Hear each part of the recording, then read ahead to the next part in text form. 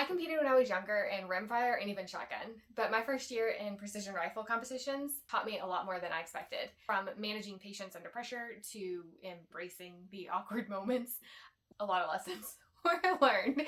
But today we're going to dive into the top 5 that made all the difference. Hi, I'm Caitlin. I am co-founder of CPT, a firearms instructor with my husband, and also precision rifle competitor. That's my nights and weekend job. So let's dive in. The way this came about was from my video I did a couple of weeks ago that you guys liked so much. It was of me critiquing my one of my stages, or quite a few of my stages actually, between one of my first matches to one of the last matches that I shot before I took this last 8 months off and took a hiatus. I'll link that in the card wherever it pops up.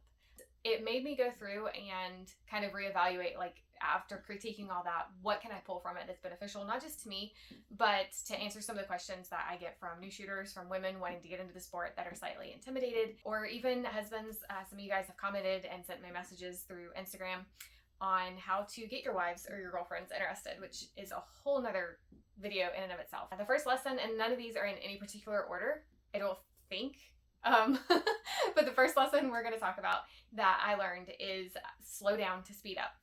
Intentional movement over hustle basically is what it means. It means being intentional with your steps, being intentional with your placement of your rifle, with your bag, with your gear. It's slow down to speed up. So there's a story behind this, and my husband tells it better than me because he was the one that firsthand experienced it. And so after I heard this story from him, it made me aware before I started shooting.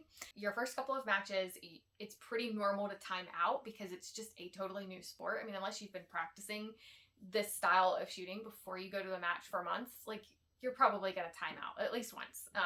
The first couple of matches that he was at, there was a gentleman, very nice guy, dang good shooter, but he moved slow. And when you are younger and full of energy and excitement for this thing, hustling, you think you're moving fast, and 90 seconds goes by in a blink. The whole time we were sitting there watching this gentleman, you're sitting there going, man, he's going to time out, and he's doing so good. Like, you want to see him clean the stage, right? But you're like, man, he's moving so slow. Like, he's going to time out. Like, there's no way he's going to make 90 seconds. And the longer you watch him, you start thinking his 90 seconds are different than your 90 seconds, and his 90 seconds are not going by nearly as fast. Like, he is not. How? And he gets to shot 8 and shot 9, and he cleans the stage on shot 10. I think it was my husband asked him, was like, how did you get all of those shots off? Man, I felt like I was running my tail off, and I couldn't. And he looked at him and he said, slow down to speed up. As you're shooting and you're getting more involved, you realize when you slow down and you take one step instead of 4, when you slam your bag down one time and not 3 or 4 times and shake it around and pat it, make sure it's good before you throw your rifle down. Like, those milliseconds add up through a stage, and you can get 10 to 15 seconds back. Like, we've clocked it and watched it. You can get time back just by slowing down to speed up. This game is as much mental as it is physical. So keeping your brain calm is essential for a smooth flow. And that just goes with slow down to speed up. Like, slow your brain down to be able to speed up your processing. The smoother you practice to be, the more accurate you're able to be, and as a result, speed follows. So for example, let's say it's a 10 shot stage, and you are hustling your way through, you get all 10 shots off. The problem is you did not have good recoil management, stability in your positions. Instead of being able to see your misses and make corrections, you're just hustling through. And yeah, you got 10 shots off, but out of the 10, you only made 6 impacts. Instead, if you decide, okay, I'm going to make every step count and just make it as smooth and accurate as possible. That's my goal with this stage. And then learn from whatever I see downrange and whatever I feel and see what's going on where I'm at. You can only get 8 shots off, but because you focused on being smooth and accurate, you make impacts on all 8 shots. Or maybe you drop 1, but that 1, you got to see where your miss was, and you have a learning opportunity. It gives your brain time to process what happened, which means when you come off the stage, instead of somebody being like, man, you dropped like 4 or 5 shots on that one, what happened?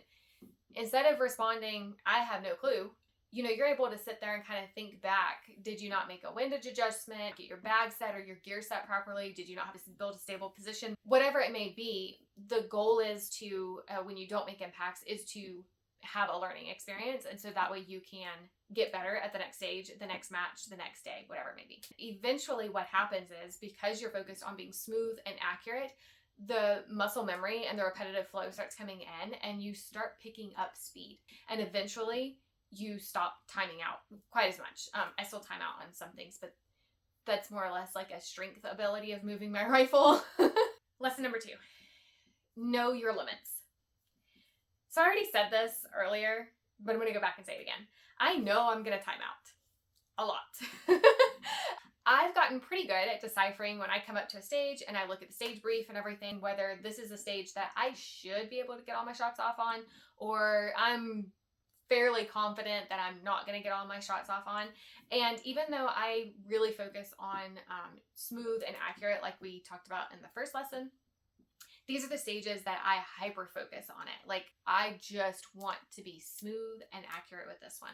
If it is a 10-shot stage and I feel like I'm going to be pushing it to get off 8, my goal is to make every single shot count. And I'm not even thinking about those other 2 or 3 that I could get.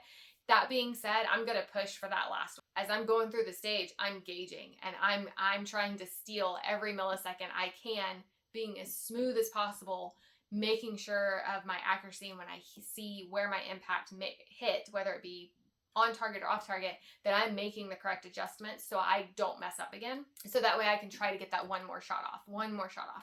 If you know you're going to time out, that's a lot of a movement. I don't know, whatever it might be, wherever my deficit is, I'm really going to hyper focus on being smooth and accurate. And I also want to learn as much as I can from that stage, because I also know, instead of timing out having 3 shots left to take, maybe I'll get to the point that I can have only 1 shot left to take. What goes along with know your limits is I do have chronic health conditions. I have some stuff that I really shouldn't be doing or able to do the things that I do.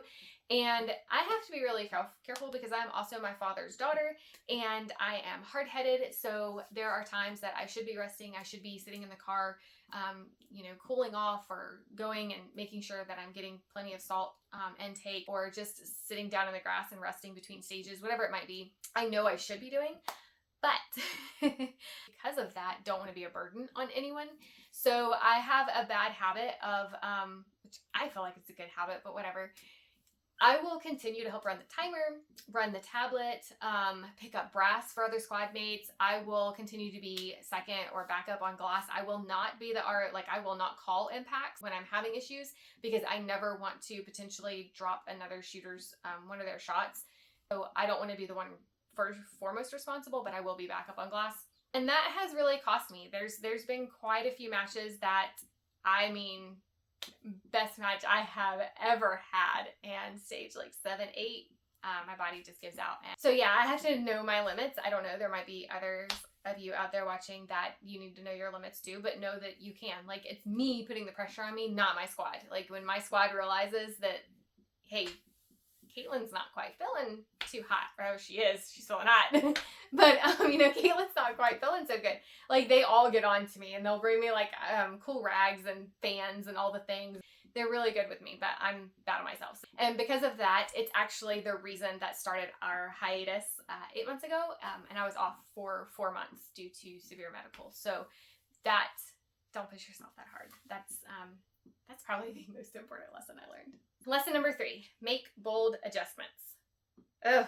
Coming from paper competitions in my younger days, it's really hard, or this is what it feels like, it's really hard to yank your scope over 4, 5, 6 tenths, whatever it might be. It's just hard to do that. I'm still breaking that. Let's refer to my notes. Measuring your target, knowing where you're off, and making a big enough adjustment not to just get on the plate, but bring it to center-ish. It's hard to believe what you see sometimes. And so what I mean by that is I don't always trust myself in the sense of what I just saw, and I question. And so I'll make a little bit of adjustment, but not a big enough adjustment. I shoot and then, I should have made the big adjustment. Like, you know what you saw, you just didn't do it. Make bold adjustments. If you're finding these insights helpful, give a thumbs up on the video. It really helps the channel and it lets me know that this type of content makes a difference. Now let's dive into the next takeaway. Lesson number 4, use the shooter ready. Make sure you understand the course of fire now, before the buzzer goes off, not mid-stage. I am bad about this. I think I comprehend something, and then when I start actually trying to do the thing, I'm like, wait, I need to go back. I don't think I'm doing what I think I'm supposed to be doing. Make sure you've already planned out your steps, foot placement, transitions, and potential unknown challenges like a height of a prop. For example, I'm kind of vertically challenged. I don't know, y'all might not be able to tell, but I'm only 5'2". So there are a lot of things that I cannot reach that are required on the stage. And now is the time to evaluate those things, see if there might be that kind of challenge for me to ask the RO what I can or can't do. Can I repeat a position? Do I need to go find a bag or step stool or stick to stand on? And do a last kind of visual run through in your head of what the stage might look like. And so that way, as you approach and you go up to execute this stage, you are more likely to kind of follow the path and not be surprised and be able to make adjustments through the stage. Lesson number 5, don't compromise on your gear. You don't have to get the highest dollar item, but make sure that it fits your needs. I'm not super cheap, but I'm not bougie either. Like, the biggest thing I'm high maintenance on is with my competition rifles, like my rifle side of things. Like, I have an EDC, I have like 3 holsters for it because I pretty much wear the same outfits just in different color combos throughout the year. I'm pretty easy to please. The problem was I also just don't want like 5 or 6 of the same thing laying around or in my cabinet taking up room. I didn't feel it necessary to get a bag that was 1 inch smaller or whatever it might be. So for instance, when I first started, I tried to use my husband's, and he has a Game Changer, Schmedium Game Changer. His bag is like 2 pounds heavier than I can handle throughout an entire match. I can use his bag for a stage or 2, but by the end of the match, like I'm done. I'm getting sluggish. I'm not picking it up all the way. Sometimes I dislocate my thumb and I just can't grip it. I can't grab it. It's too heavy. And I tried to make do because I just didn't want one more bag in the cabinet. I'll just use his. Don't compromise on your gear. Just get what you need. So we got me a pint size, and then I have the MDT peanut. I have a plate bag now. We have a couple of things that they fit where I need certain sized bags, and to also make it easier on me in the sense of I don't have the strength like my husband does. So he's thrown around a 24+ pound rifle with a 10-pound bag. Yeah, I can't do that. I can't do it all day long. So I shouldn't compromise. And I learned that lesson like 5 or 6 matches in. Yeah. Comment below. I'd love to hear your experiences and your lessons learned. I do have a bonus tip for you. It's something I thought about while I was going through my critique video, which again, I'll link wherever the card goes. So when I was critiquing myself, I was like, oh my gosh, you look like an idiot. And that's the bonus tip. We all look like a bunch of idiots. You're not exempt. Embrace the embarrassment. So like your first 5 matches, you're probably going to feel like you look like a fumbling idiot, like you don't know what you're doing. You're all over the place. It's chaos. For women, especially, some of the positions that we have to get into for stability can be a little uncomfortable with a bunch of men standing behind you. I'd say the great thing is we all have been the idiot. We will be the idiot again, and to just embrace it. The best thing you can do is make fun of yourself, and everyone else will join in, and it'll break the ice, and you will officially have been accepted. Embrace the awkward moments, get the gear that supports your growth, and slow down to speed up. And with that, we will catch you in the next video.